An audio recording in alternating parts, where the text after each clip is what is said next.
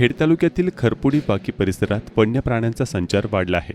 बिबटे, तरस, राष्ट्रीय पक्षी मोर हे नागरिकांना सकाळी दर्शन देत असल्याचे स्थानिक नागरिक आणि या भागात सकाळी फिरण्यासाठी येणाऱ्या नागरिकांनी सांगितले आहे।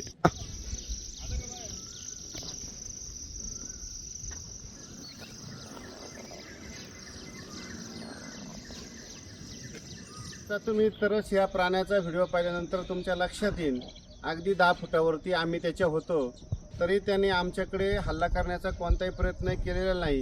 याचा अर्थ आपण जर त्या वन्य प्राण्यांना काही त्रास दिला नाही तर तेही आपल्याला काही जीवितहानी पोचू शकत नाही। आज तरच काल बिबट्याही पाहिला होता। रोज मोरांचं दर्शन होतंय। लोकमतचे पत्रकार रावशेठ मांजरे कायम त्यांच्या कॅमेऱ्यात हे सर्व काही चित्रित करत असतात आणि ज्ञानोबा तुकोबांची पालखी पंढरपूरकडे प्रस्थान करत आहे आणि लवकर वरून राजाचं आगमन झाल्यामुळं निसर्ग चारही दिशांना मुक्त रंगाची उधळण करताना आपल्याला दिसत आहे। यातून एक संदेश द्यावासा वाटतो, झाडे लावूया, झाडे जगूया आणि निसर्ग वाचूया।